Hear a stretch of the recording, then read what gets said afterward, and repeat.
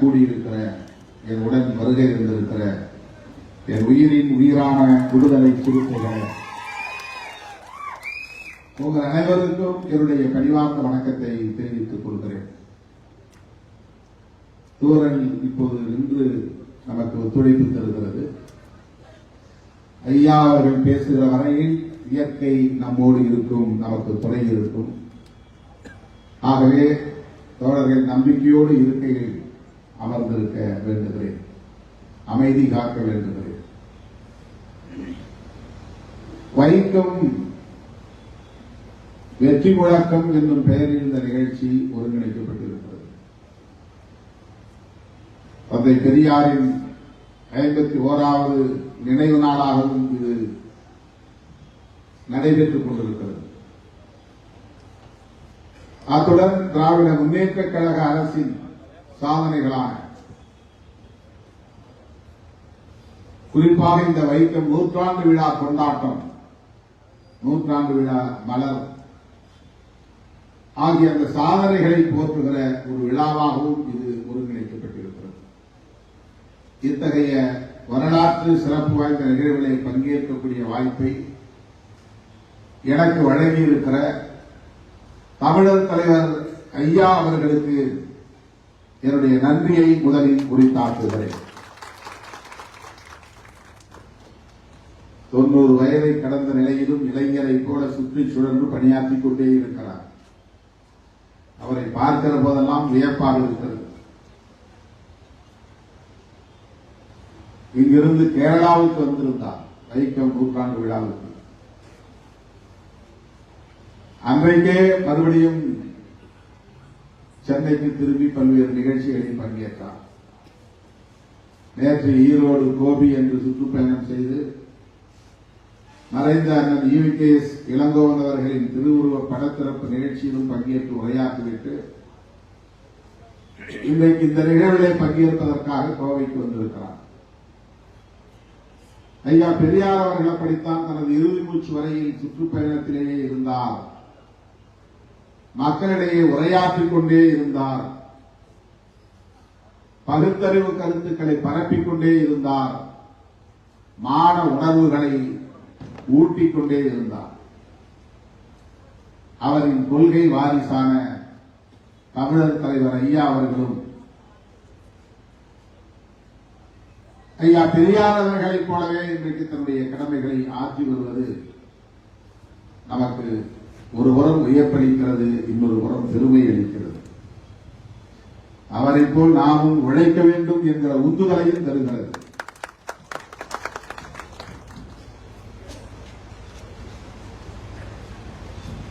நேற்று ஐயா அவர்களின் தந்தை பெரியார் அவர்களின் நினைவு நாளையொட்டி நேற்றைக்கு முதல் நாள்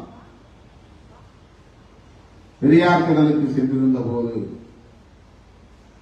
கட்டாயம் நீங்கள் கோவையிலே பங்கேற்க வேண்டும், இந்த வெற்றி முழக்க நிகழ்விலே நீங்கள் உரையாற்ற வேண்டும்,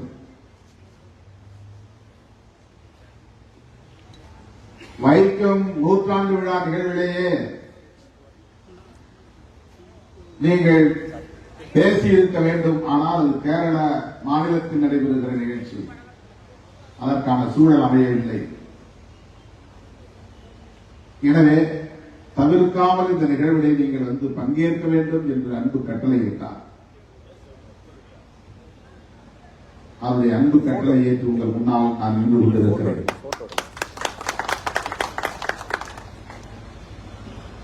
தந்தை பெரியார் அவர்கள் 100 ஆண்டுக்கு முன்பு, இன்றைக்கு 2024, அவர் 1924 அவர் மறைந்து அரை நூற்றாண்டு ஆகிறது. இது 51வது நினைவு நாள். அவர் மறைவதற்கு 50 ஆண்டுகளுக்கு முன்பு 1924 கேரள மாநிலம் கோட்டயம் மாவட்டத்தில் உள்ள வைக்கம் என்கிற ஊரில் சமூக நீதிக்கான போராட்டத்தை முன்னின்று நடத்தியிருக்கிறார். ஒரு அடையாளமான போராட்டமாக இல்லாமல் அங்கேயே போய் தங்கி இருந்து சில மாதங்கள் தங்கி இருந்து ஒரு முறைக்கு 2 முறை காவல்துறையினரால் கைது செய்யப்பட்டு சிறைப்படுத்தப்பட்ட நிலையிலும் சிறையிலிருந்து விடுவிக்கப்பட்டாலும் உடனடியாக தமிழ்நாடு திரும்ப வேண்டும் என்று கருதாமல் அங்கேயே மறுபடியும் தங்கியிருந்து அந்த போராட்டத்தை தொடர்ந்து நடத்திய பெருமை வைக்கம் வீரர் தந்தை பெரியார் அவர்களுக்கான மொழி தெரியாத ஒரு இடம், அதுவும் திருவாங்கூர் மகாராஜா கட்டுப்பாட்டில் இருந்த சமஸ்தான பகுதி. அது மதராஸ் பிரசிடென்சி, சென்னை மாகாணம், வெள்ளையர்கள் இந்த நாட்டை ஆண்டு கொண்டிருந்த காலம். அந்த சென்னை மாகாண கட்டுப்பாட்டுக்குள் இல்லாத பகுதிதான் திருவாங்கூர் மகாராஜாவின் ஆட்சி எல்லைக்குள்ளே இருந்தது. வைக்கம் நகரம் திருவாங்கூர் மகாராஜா கட்டுப்பாட்டில் இருந்ததுதான் இன்றைக்கு இருக்கிற நாகர்கோவில் மாவட்டமும் கூட. அது பிரிட்டிஷ் இந்தியாவின் கட்டுப்பாட்டில் இல்லை.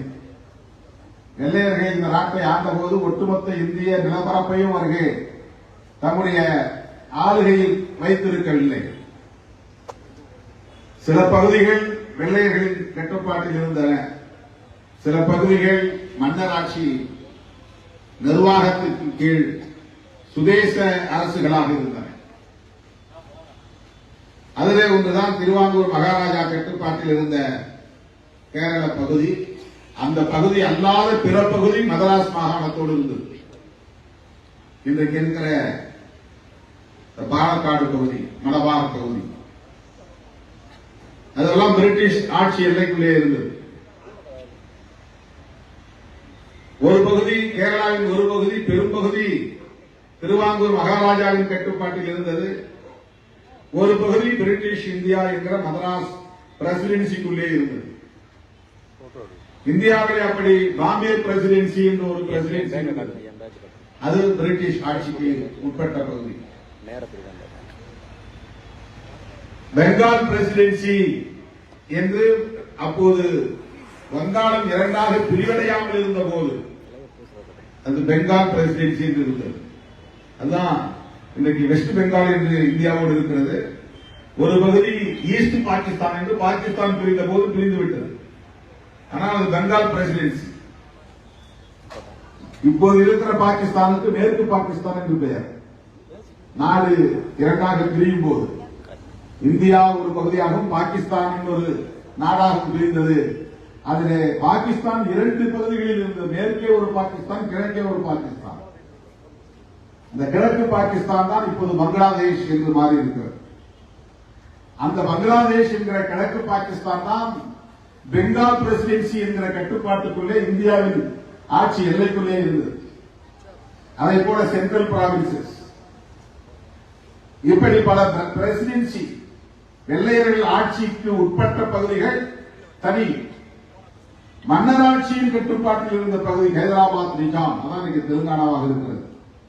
மைசூர் மகாராஜா அவங்களின் நிலப்பரப்பு சுதேச அரசாக இருந்தது. இதுபோல எண்ணற்ற பல சுதேச அரசுகள் இருந்தன.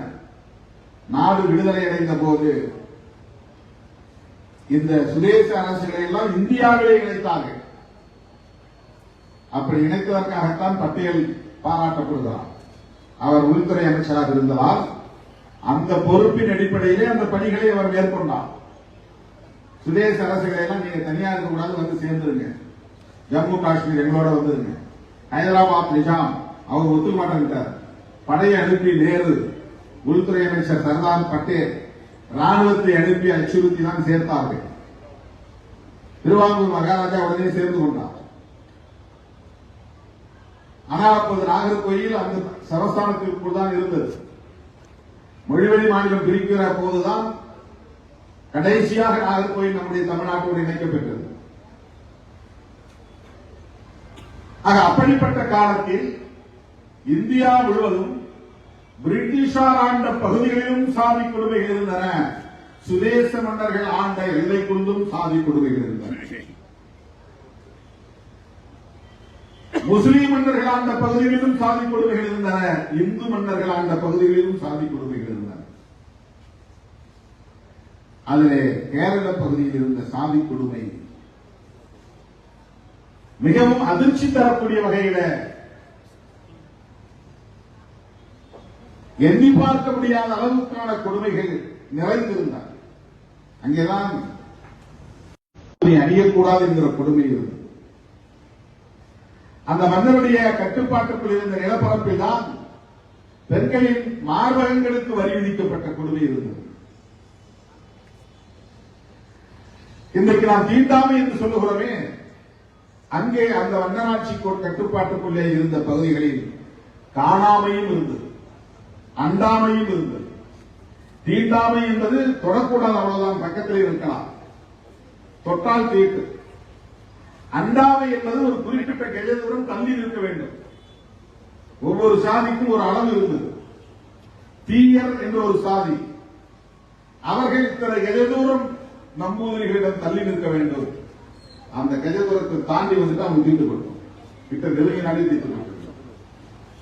ஒவ்வொரு சாதிக்கும் அங்கே புலையர் என்ற ஒரு சாதி, சண்டாளர் என்ற ஒரு சாதி, கரையர் என்கிற சாதி, நலவர் என்கிற சாதி, ஈழவர் என்கிற சாதி, நாயர் என்கிற சாதி, இவையெல்லாம் நான் பிராமின்ஸ், பிராமணர் அல்லாதவர்கள். பிராமணர்கள் அங்கே நம்பூதிரிபாள், அங்கிருந்த பார்ப்பனர்களின் பெயர். தமிழ்நாட்டிலே ஐயர் என்பதை போல, ஐயங்கார் என்பதை போல கேரளாவிலே இருந்த பார்ப்பனர்களுக்கு பெயர் நம்பூதிரிபாள். நம்பூதிரிபாள் இந்தியாவில் இருக்கிற எல்லா பார்ப்பனர்களையும் விட மேலான பார்ப்பனர் என்கிற எண்ணம் கொண்டவர்கள், பார்ப்பனர்களிலேயே மேல் சாதி என்கிற எண்ணம் கொண்டவர்கள். நம்ம ஊர் ஆர் வெங்கட்ராமன் அங்கே போன போது வெளியே நிறுத்தி விட்டார்கள், கோயிலுக்குள் நுழையக்கூடாது. ஆர் வெங்கட்ராமன் ஜனாதிபதி, குடியரசுத் தலைவர், அவரும் பார்ப்பனர் தான், ஆனால் கொஞ்சம் குறைந்த பார்ப்பனர், தகுதி குறைந்த பார்ப்பனர். அவர்களுக்கிடையே பெண் கொடுக்கவோ எடுக்கவோ மாட்டார்கள். நம்பூதிரிபாடு வீட்டிலே ஐயரோ ஐயக்காரோ போய் சம்பந்தம் செய்ய முடியாது. இந்தியாவிலேயே அதை போல மிக உயர்ந்த சாதி என்று கருதிக் கொள்கிறவர்கள் குஜராத்திலே, மகாராஷ்டிராவிலே இருக்கிற சித்பவன் பார்ப்பனர்கள். அந்த பேரு சித்பவன், அடையாறு ஆனந்த பவன் அப்படிங்கிற மாதிரி. சித்பவன் சாதி பெயர் சித்பவன். நாத்ராம் கோட்சே அந்த சாதியை சேர்ந்தவர் தான், ஐயாவுக்கு சொன்னார். இன்றைக்கு இருக்கிற மோகன் பகவத்தும் அந்த சமூகத்தை சார்ந்தவர் தான். RSS இயக்கத்தின் தலைவர்களாக அந்த சமூகத்தை சார்ந்தவர்கள் மட்டும்தான் வர முடியும், நம்பூதிரிபாள் வர முடியாது. மேற்கு வங்கத்திலே பானர்ஜி, முகர்ஜி, சாட்டர்ஜி, இதெல்லாம் பார்ப்பன சாதி. இப்படி எண்ணற்ற பல சாதிகள் பார்ப்பன சமூகத்துக்குள்ளேயே இருக்கின்றன. காஷ்மீர் பண்டிட், அது வேறு, அவர்களும் பார்ப்பனர்கள் தான். ஜவஹர்லால் நேரு அவங்க எல்லாம் பண்டிட் என்கிற சமூகத்தை சார்ந்தவர்கள். இந்த சாதியின் பெயர் பண்டிட். மொத்தத்தில் பிராமண வர்க்கம் என்று அவர்கள் சொல்வார்கள். ஐயா அவர்கள் அவர்களை பிராமணர் என்று சொல்லக்கூடாது, பார்ப்பனர்கள் தான் சொல்ல வேண்டும் என்று ஒரு குறிப்பிடுவார். அப்படி சொன்னா நாமே அவங்களை உயர்ந்த இடத்தில் வைத்து பார்ப்பது போல் அங்கீகரித்ததாகிவிடும் என்பதில் ஒரு கவனமாக இருந்தார். ஆகவே கேரளாவிலே இருந்த நம்பூதிரிபாளர்கள் அவர்களுக்கு அடுத்த நிலையிலே இருந்த நாயர்களையும் மிக மிக இழிவாக நடத்தியவர். அவர்களுக்கு அடுத்த நிலையில் இருந்த ஈழவர்கள் அண்டாமை கொடுமைக்கு, நெருங்காமை கொடுமைக்கு ஆளானவர்கள். அன்டச்சபிலிட்டி என்பதை போல அன்அப்ரோச்சபிலிட்டி கிட்ட இருக்கக்கூடாது. காணாமை என்றால் அன்சீயபிலிட்டி. இந்த கொடுமை இந்தியாவில் வேற எந்த மாநிலத்திலும் கிடையாது, கேரளாவில் தான் இருந்துச்சு. ஒருத்தரை பார்த்தாலே தீட்டு. அப்படிப்பட்ட சமூகம் நாஞ்சில் நாட்டிலே இருந்தது, நாகர்கோவில் மாவட்டத்திலே. இன்றைக்கு இருக்கிற நாகர்கோவில், அன்றைக்கு திருவாங்கூர் மகாராஜா கட்டுப்பாட்டில் இருந்த அந்த பகுதியில் அன்சீயபிலிட்டி இருந்தது. ஒரு குறிப்பிட்ட சமூக பிரிவினர் பகல் வேளையில் எல்லோரும் முன்னால் நடந்து வரக்கூடாது, அவர்கள் கண்ணில் பட்டு விடக்கூடாது. அப்படி யாராவது வந்தால் இந்த சமூகத்தை சார்ந்தவர்கள் எங்காவது போய் ஒளித்துக் கொள்ள வேண்டும், மறைந்து கொள்ள வேண்டும். துணிவெடுக்கிற புதிரவெண்ணார் சமூகத்தை சார்ந்தவர்கள் பகலில் நடமாடவே கூடாது, இரவில் தான் துணி வெளுக்க வேண்டும் என்கிற கட்டுப்பாடு இருக்கு. இவ்வளவு சமூக கொடுமைகள் சாதியின் பெயரால் தலைவிரித்தாடிய கேரள பகுதிக்கு போய் வைக்கம் மகாதேவர் கோயில், அது ஒரு சிவன் கோயில் தான். அந்த கோயிலை சுற்றி உள்ள பெரிய வீதிகள், 4 வீதிகள் இருக்கின்றன. அன்னையிலே அந்த வெற்றி விழாவுக்கு போயிருந்த போது நான் கோயிலுக்குள்ளே போய் பார்த்துவிட்டு வந்தேன். இந்த கோயிலை சுற்றி ஆகிய பெரிய சுற்றுச்சுவர் எழுப்பப்பட்டு இருக்கிறது. அந்த சுற்றுச்சுவருக்கு வெளியே இருக்கிற அந்த தெருதான் ஈழவர்கள் உள்ளிட்ட பிற சாதியினர் நடந்து போக அனுமதி இல்லை என்று சொல்லப்பட்ட பகுதி. அங்க யாரும் போகவே கூடாது, நடந்து போகக்கூடாது. கோயிலுக்குள்ள இல்ல, கோயிலை சுற்றி இருக்கிற வீதிகள், அதுதான் ரொம்ப முக்கியமானது. கோயிலுக்குள்ளே தடுப்பது என்பது ஒரு வகை, அது வேறு.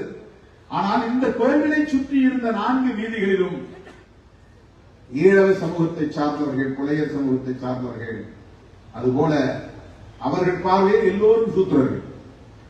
நம்முடைய பார்வையில் இருக்கிறார்கள் என்று நாம் பார்க்கிறோம்.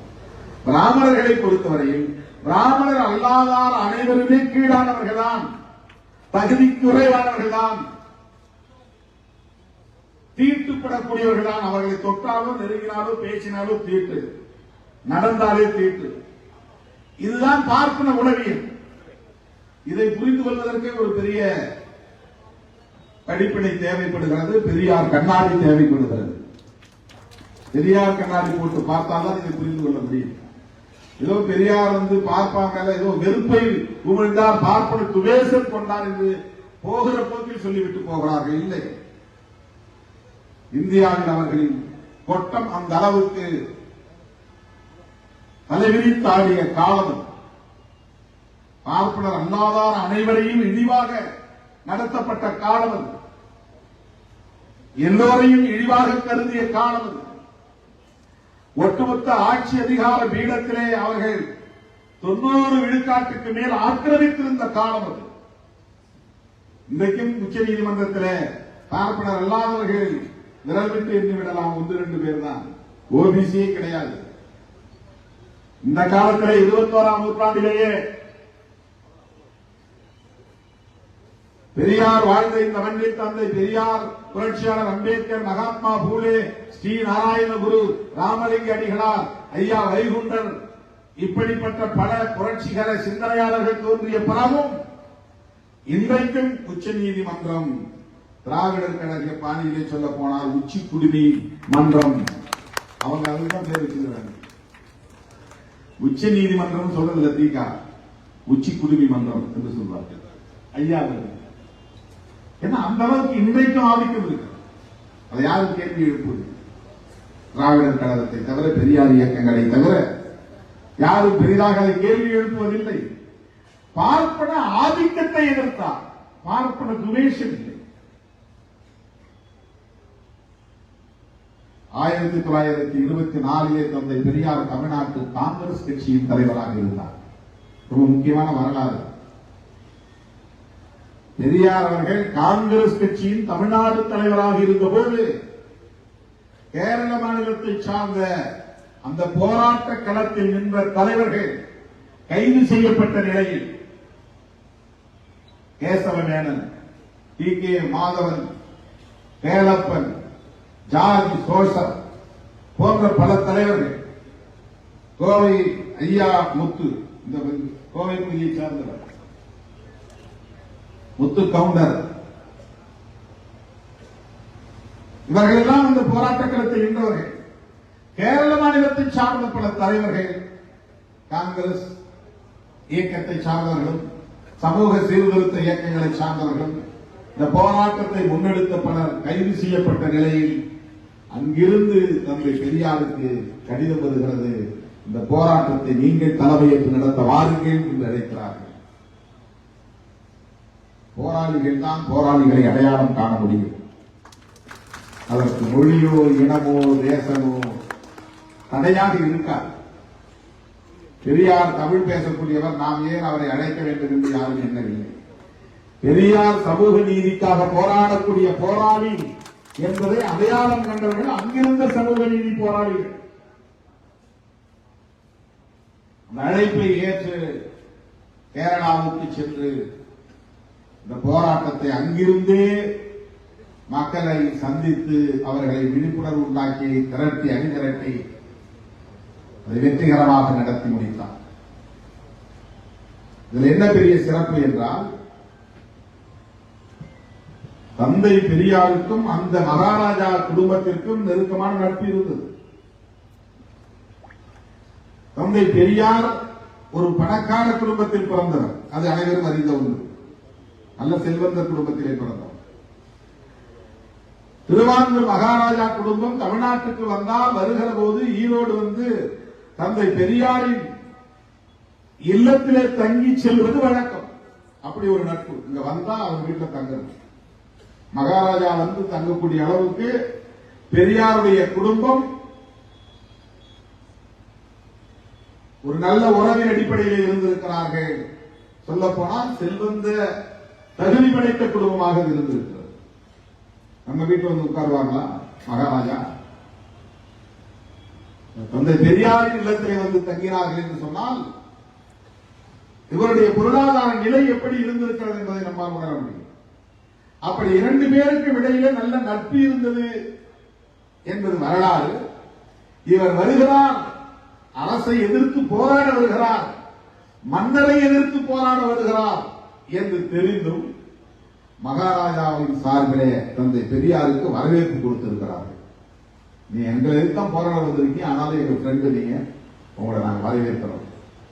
எப்படி ஒரு உறவு பாருங்க, ஒரு நல்லிணக்கம். மகாராஜா தனக்கு வேண்டியவர், மகாராஜா குடும்பம் தனக்கு வேண்டிய குடும்பம், மகாராஜா சார்பில் நமக்கு வரவேற்பு கொடுக்கிறார்கள் என்றெல்லாம் அவர் மயங்கிவிடவில்லை. மக்களுக்கான உரிமை போராட்டம் தான் முதன்மையானது என்று மகாராஜா வரவேற்பை அவர் ஏற்காமல் ஏற்றுக்கொண்டார் என்றாலும் அவர்களின் அழைப்புக்கு இழுப்புக்கு போகவில்லை. மக்களோடு நின்றார், மக்களோடு இருந்தார், மக்களை அரசியல்படுத்தினார், மக்களை அணிதிரட்டினார், தொடர் போராட்டங்களில் ஈடுபட்டார்.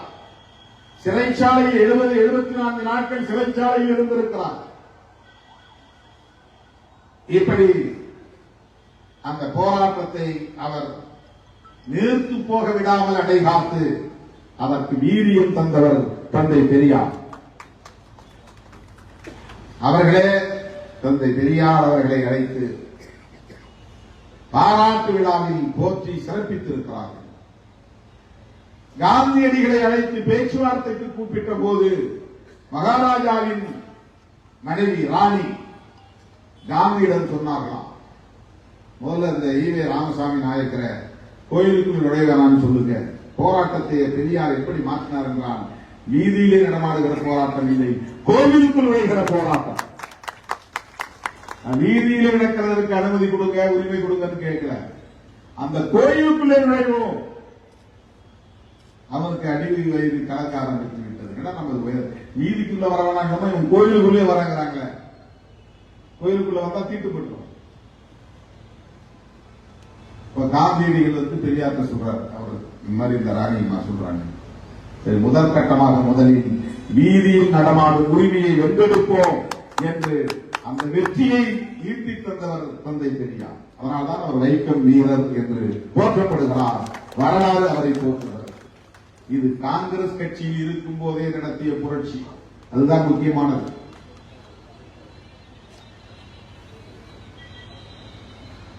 இப்படிப்பட்ட ஒரு புரட்சியாளரால், போர்க்குணம் நிறைந்தவரால், சனாதன சக்திகளின் ஆதிக்கம் நிறைந்த ஒரு கட்சிக்குள் நீண்ட நாள் நீடிக்க கூடிய அளவுக்கான ஒரு நெருக்கடியை அவர் சந்திக்க நேர்ந்தது. வெளியே வந்தார், சுயமரியாதை இயக்கம் கண்டார், நீதி கட்சியை சேர்ந்தார். இந்த வரலாறு எல்லாம் நமக்கு தெரிந்த வரலாறு. தோழர்களே, அந்த வைக்கம் போராட்டம் இந்தியாவில் நடந்த மிக முக்கியமான சமூக நீதி போராட்டம். அதுதான் இன்றைக்கு கேரளாவையும் தமிழ்நாட்டையும் சமூக நீதிக்கான பகுதிகளாக தக்க வைத்துக் கொண்டிருக்கிறது. ஒரு சமூக நீதி இயக்கம் அரசியல் பேரியக்கமாக பரிணாமம் பெற்று ஆட்சியை கைப்பற்றி அரை நூற்றாண்டுக்கு மேலாக தமிழ்நாட்டிலே ஆட்சி நிர்வாகத்தை நடத்தி கொண்டிருப்பது பெரியாரின் வெற்றி, பெரியாருக்கு கிடைத்த வெற்றி, பெரியாரின் போராட்டங்களுக்கு கிடைத்த வெற்றி. திராவிட முன்னேற்ற கழகம் என்பது ஒரு அரசியல் இயக்கமாகவே தோன்றிய இயக்கம் அல்ல. திராவிட முன்னேற்ற கழகம் என்பது திராவிடர் கழகம் என்கிற ஒரு சமூக புரட்சிகர இயக்கத்திலிருந்து உருவான இயக்கம். ஒன்றிலிருந்து மற்றொன்று. திராவிடர் கழகத்தின் நீட்சி திராவிட முன்னேற்ற கழகம். திராவிடர் கழகத்தின் கொள்கை கோட்பாடுகளை அரசியல் களத்தில் முன்னெடுத்து சென்ற இயக்கம் பேரறிஞர் அண்ணாவால் உருவாக்கப்பட்ட திராவிட முன்னேற்ற கழகம். ஆக சுயமரியாதை இயக்கம் தான் திராவிடர் கழகமாக பரிணாமம் பெற்று திராவிடர் கழகம் தான் திராவிட முன்னேற்ற கழகமாக கிளைக்கிறது, பிரிகிறது. இன்றைக்கும் அந்த கோட்பாட்டில் திராவிட முன்னேற்ற கழகம் உறுதியாக நிற்கிறது என்பதால் தான் இந்த நூற்றாண்டு விழாவை அங்கே கொண்டாட முடிந்தது. திராவிட முன்னேற்ற கழகம் அந்த பாதையில் இருந்து விலகி இருந்தால், நழுவி இருந்தால், நேர்த்து போயிருந்தால் இப்படி ஒரு நூற்றாண்டு கொண்டாட்டத்தை கேரளாவில் நம்மால் கொண்டாடி இருக்க முடியாது. இந்த வரலாற்றை நாம் உரிமை கோரி இருக்க முடியாது. அங்கேயே இடத்தை வாங்கி அவருக்கு நினைவிடம் அமைத்து சிலை எழுப்பி இன்றைக்கு நூலகம் அமைத்து ஆய்வகம் அமைத்து வைக்கம் போனால் பெரியாரை பார்த்துவிட்டுத்தான் வர வேண்டும் என்கிற ஒரு நிலையை ஏற்படுத்தி இருக்கிறது. இது திராவிட இயக்கத்திற்கு கிடைத்த வெற்றி. ஆனால் இன்றைக்கு திராவிட இயக்கத்தை போகிற போக்கிலே தமிழுக்கும் தமிழருக்கும் தமிழ் தேசியத்திற்கும் எதிரான இயக்கம் என்பதை போன்ற அவதூறுகளை பரப்புகிறார்கள். தேர்தல் களத்தில் திமுக எதிர்ப்பு என்பது வேறு. திமுகவை எதிர்க்கிறவர்கள் எதிர்க்கட்டும், அதற்கு திமுக பதில் சொல்லும், திமுக எதிர்வினையாற்றும். அது அரசியல் நிலைப்பாடு. யார் வேண்டுமானாலும் திமுகவை எதிர்க்கலாம். ஏனென்றால் திமுக ஒரு அரசியல் கட்சி, ஏனென்றால் திமுக ஒரு ஆளும் கட்சி, ஏனென்றால் திமுக ஆட்சி பீடத்தில் இருக்கிற கட்சி. ஆகவே அது எதிர்க்கப்படும், விமர்சிக்கப்படும், தாக்கப்படும். அது திமுகவினருக்கே தெரியும், அதை எதிர்கொள்ளவும் தெரியும். நம்முடைய ஆதரவு அவர்களுக்கு தேவையில்லை. ஆனால் இங்கே நடக்கிற அரசியல் ஆபத்தான அரசியல், வெறும் திமுக எதிர்ப்பு அரசியல் அல்ல. திராவிட அரசியலை விமர்சிக்கிறார்கள், திராவிட இயக்கத்தை எதிர்க்கிறார்கள். திராவிட அரசியலை எதிர்க்கிற சக்திகள் யார் என்றால் ஆரிய சக்திகள், பார்ப்பனிய சக்திகள், சனாதன சக்திகள். அவர்களுக்கு துணை போகிற அரசியலை தமிழ் என்கிற பெயரிலேயே, தமிழன் என்கிற பெயரிலேயே, தமிழ் தேசியம் என்கிற பெயரிலேயே சிலர் இங்கே பேசிக் கொண்டிருப்பதுதான் அதிர்ச்சி அளிக்கிறது, கவலை அளிக்கிறது. ஆகவேதான் விடுதலை சிறுத்தைகளும் எதிர்வினையாற்றுகிறோம். திராவிட அரசியலை விமர்சித்தால் திமுக, திக மட்டுமல்ல, விடுதலை சிறுத்தைகளும் கடுமையாக எதிர்க்கும் என்பதை நாம் அவ்வப்போது பதிவு செய்து வருகிறோம். அது ஒரு நீண்ட நெடிய அரசியல் பாரம்பரியம் உள்ள ஒரு கோட்பாடு. ஆரிய எதிர்ப்பை முன்னிறுத்துகிற கோட்பாடு. அந்த பெரியார் இயக்கம் தோற்றுவித்த காலத்தில் இது மதராஸ் பிரசிடென்சியாக இருந்தது. தொடக்க காலத்திலேயே இது தமிழ்நாடு என்று இல்லை. 1900களிலேயே இது தமிழ்நாடு என்று இல்லை. தமிழர்களின் நிலப்பரப்பாக மட்டுமே அடையாளப்படுத்தப்படவில்லை. ஆட்சி மாறுகிற போதெல்லாம் ஆட்சி நிர்வாக எல்லை பரப்புகள் மாறிக்கொண்டே இருந்தன. ஆக வெள்ளையர்களின் ஆட்சி காலத்தில் இது மதராஸ் பிரசிடென்சி என்று சொல்லுகிற போது, மதராசி என்றால் தெலுங்கு பேசுகிறவனும் மதராசி தான், கன்னடம் பேசுகிறவனும் மதராசி தான், மலையாளம் பேசுகிறவனும் மதராசி தான், தமிழ் பேசுகிறவனும் மதராசி தான். மதராஸ் பிரசிடென்சியை சார்ந்தவன் என்று பொருள். சென்னை மாகாணத்தை சார்ந்தவன் என்று பொருள். விசாகப்பட்டினம் வரையில் மதராஸ் பிரசிடென்சி இருந்தது. சித்தூர் வரையில் மதராஸ் பிரசிடென்சி இருந்தது. பெங்களூர் வரையில் மதராஸ் பிரசிடென்சி இருந்தது. பாலக்காடு மலபார் வரையில் மதராஸ் பிரசிடென்சி இருந்தது. ஆகவே இவர்கள் எல்லோருமே மதராசி தான். அப்போது இயக்கம் திராவிடம் என்கிற பெயரில் தான் இயக்கம் உருவாக்க முடியும். திராவிடம் என்றால் தமிழுக்கு எதிரானதல்ல, தமிழ் மண்ணுக்கு எதிரானதல்ல, தமிழ் இனத்திற்கு எதிரானதல்ல, ஆரியத்திற்கு எதிரானது, பார்ப்பனியத்திற்கு எதிரானது, சனாதனத்திற்கு எதிரானது. இந்த அடிப்படை புரிதல் தேவை. இதை இளம் தலைமுறையினர் தெளிவாக உணர்ந்து கொள்ள வேண்டும். பெரியாரை வீழ்த்த வேண்டும் என்பதுதான் அந்த சக்திகளின் முதன்மையான நோக்கம். பெரியார் மறைவுக்கு பிறகு இது அவ்வளவுதான் அழிந்து போகும் என்று கருதினார்கள். ஒருபுறம் தமிழர் தலைவர் ஐயா வீரமணி அவர்களும், இன்னொரு புறம் பேரறிஞர் அண்ணா அவர்களும் இருவரும் தளபதிகளாக பெரியார் அரசியலை பாதுகாக்கும் அரண்களாக இருந்தார்கள். இன்றைக்கும் நம்முடைய தமிழர் தலைவர் ஐயா அவர்கள் ஒரு பாதுகாப்பு அரணாக நின்று இந்த அரசியலை முன்னெடுத்துச் செல்கிறார். பேரறிஞர் அண்ணா மறைவுக்கு பிறகு இந்த இயக்கம் வீழ்ந்து போகும், சிதைந்து போகும், சிதறி போகும் என்று கனவு கண்டார்கள். முத்தமிழறிஞர் கலைஞர் அவர்கள் பெரியாரின் பிள்ளை இதோ நான் இருக்கிறேன், அண்ணாவின் தம்பி இருக்கிறேன் என்று தலைமை ஏற்ற 50 ஆண்டு காலம் தமிழக அரசியலின் அச்சாணியாக இருந்து பணியாற்றினார்.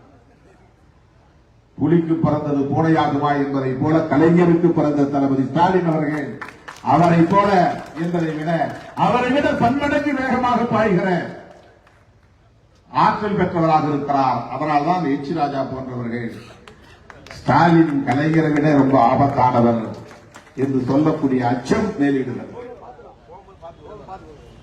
இன்றைக்கு முத்தமிழறிஞர் கலைஞரின் குடும்ப வாரிசாக மட்டுமில்லாமல் அவருடைய கொள்கை வாரிசாக பெரியார் மடியிலே தவழ்ந்தவர், அண்ணாவின் மடியிலே வளர்ந்தவர், கலைஞரின் அரவணைப்பில் வளர்ந்தவர் அண்ணன் தளபதி ஸ்டாலின் அவர்கள் வைக்கம் வெற்றி விழாவை கொண்டாடி இருக்கிறார், நூற்றாண்டு விழாவை கொண்டாடி இருக்கிறார் என்றால் திராவிட அரசியலின் பாதுகாப்பு அரணாக அவரும் இருக்கிறார் என்பதை உறுதிப்படுத்துகிறார். ஆகவே தந்தை பெரியாரின் இந்த 51வது ஆண்டு நினைவு நாளில் நாம் உறுதியேற்போம். திராவிடம் என்பது தமிழ் தேசியத்தின் வேறு அல்ல. திராவிடம் வேறு, தமிழ் தேசியம் வேறு அல்ல. திராவிடம் தமிழ் தேசியத்தின் வேர், அதுதான் ரூட். அதனால்தான் தமிழ் என்கிற உணர்வு காப்பாற்றப்பட்டது. தமிழன் என்கிற இன உணர்வு மேலோங்கியது. தமிழ் மண் என்கிற ஒரு பாதுகாப்பு இங்கே உருவானது. அதிலிருந்துதான் இன்றைக்கு தமிழ் தேசியம் என்கிற ஒரு அரசியலை நம்மால் பேச முடிகிறது. அப்படிப்பட்ட அந்த உணர்வை பாதுகாக்க ஐயாவின் நினைவு நாளில் உறுதியேற்போம். வைக்கம் வீரர் தந்தை பெரியாரின் கூறி முடிக்கிறேன். நன்றி, வணக்கம்.